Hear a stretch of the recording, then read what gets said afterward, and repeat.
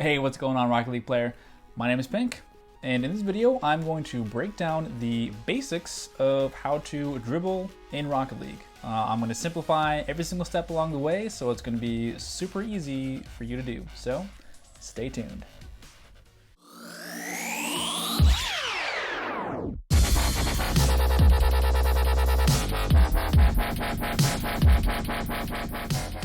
Alright, welcome again to the channel. Thanks for stopping by.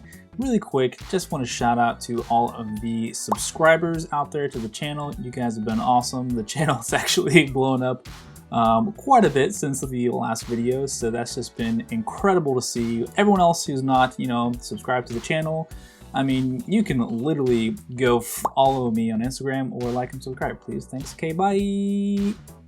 Alright, let's talk about dribbling. So, in normal Pink Woodpecker fashion, let's do this in steps. Step 1, put ball on car. Simple enough. Now, for putting the ball on your car, there's really 3 primary ways for practicing, and then there's a bajillion different ways of getting fancy with it, but let's start with the basics here because this is a basics tutorial. Okay, moving on. So, step 1, getting the ball on your car. How do you do that? Well, the first and easiest way, in my opinion, and probably one of the best ways to start out with, is letting the ball roll towards you and then driving into it as it's about to hit your car. So you press the, accelerator, whichever button that is for you, and you drive into it.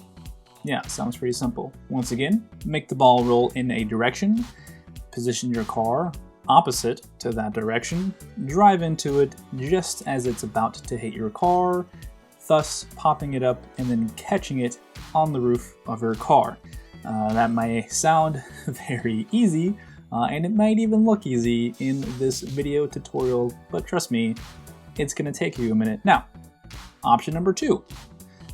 The second best option, I would say, for learning how to dribble is just simply from the kickoff position. What you want to do is put your car, fairly medium 3 hand lengths away from the ball and boost into it, creating a sudden burst of speed, which will cause the ball to bounce up into the air. And while it's in the air, simply position your car under it and catch the ball. Once again, sounds easy, but if you're learning to dribble for the first time, this is going to trip you up, I can almost guarantee you.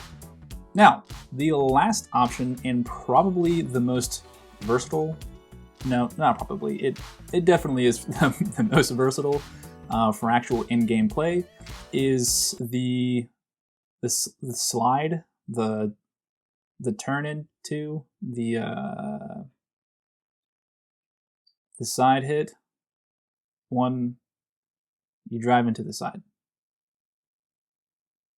Anywho, much like the first example of letting the ball roll in a direction, same thing, except this time you're going to keep your car next to it, and you're going to be traveling in the same direction as the ball.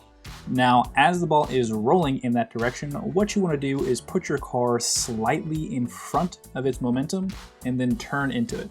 This is essentially going to cause the ball to roll up your hitbox, thus getting it on top of your car, creating, the entire premise of this video, dribbling. So those are the 3 most common ways in which people practice dribbling starting out.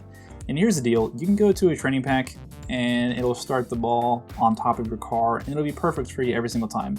But let's think about this practically. The ball in game is literally never going to be in that position for you. So you're gonna have to practice getting it there.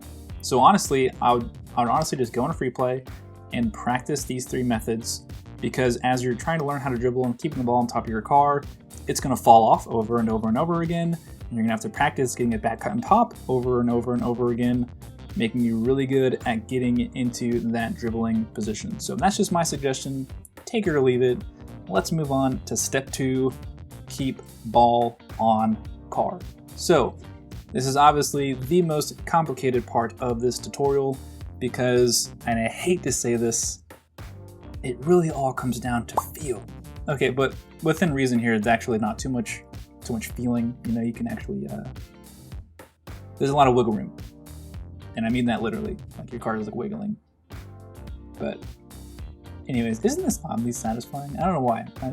I saw this view when I was recording and I was like, man, this is weird. Anyways, let's talk about how to keep the ball in your car. So here's the premise, guys, or girls. You need to keep your car centered on the ball indicator. And every single movement that I'm doing, and I apologize, you don't have a controller overlay on my screen. I'm not cool like that, I guess, but I can verbally explain what's happening. I am making micro adjustments to my speed and my car's direction to keep the ball on top of my car. Because if you make an exaggerated movement in one direction versus the other, then you're gonna have to correct for that movement in an exaggerated manner in one direction versus the other. So keeping your movements small and slow is key. Don't try and get crazy with the ball. At first, just try and drive in a straight line.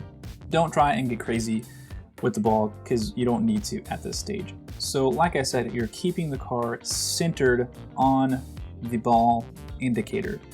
Like in that satisfying video earlier from the top-down view, you pretty much don't see my car underneath the ball that entire time unless I'm making a turn, right? Which I can get into those later, but that is how you need to keep your car perfectly centered on the ball indicator. And here's the best way to do this. Most often as a new player to dribbling, what you're going to be doing is staring at the ball. Don't do that. It's bouncing all over the place. It's throwing your eyes off. Your hands are doing something else. It's going to throw off your perception. Literally ignore the ball. This is pro tip from me. Don't even look at the ball. Just look at the ball indicator on the ground and completely ignore the ball on top, okay? Because here's the deal. The ball's going to go where the indicator is showing you. So if you're looking at the indicator, which isn't bouncing all over the place, it's staying consistent, you can look at how your car is centered within it, right? Centered forward and back, centered left and right. If you have it perfectly centered, the ball isn't going to go anywhere like you saw in the intro. Not necessarily possible unless you're starting from the straightaway kickoff, but that's just an example. So if you move to the left a little bit, the ball is going to roll off to the right. If you move to the right a little bit, the ball is going to roll off to the left. If your car is too far forward, the ball is going to roll off the back. And if your car is too far backwards, the ball is going to roll off the front. And that's, you know, as simple as it gets. But trust me, the first time you get the ball on top of your car, it's going to be, you know, wacky, wavy, crazy, inflatable arm in all over the place before you actually start getting a feel for it and understanding where your car needs to be underneath the ball. Also keep in mind, hitboxes will definitely adjust how the ball reacts on top of your car. The Dominus, like I'm using, is a little bit flatter, which I prefer because it's a little bit easier to pop the ball up, like in the kickoff position or when the ball is slightly rolling towards you, or even doing the side hit move into one where it rolls on top of your car. Because the Dominus is slightly flatter, the ball has an easier time getting on top.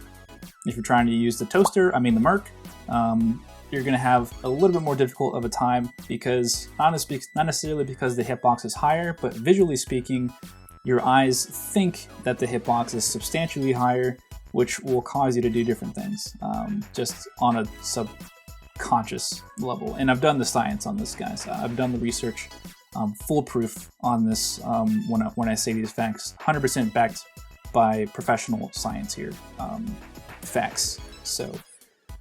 And before I forget, just wrapping up the steps here, step 3 is lose the ball off your car, and step 4 is repeat from step 1. I hope you guys enjoyed. That will wrap up this week's video. Don't forget to like and subscribe. If you want to learn something else, leave a comment down below. I'll catch you in the next video. Peace.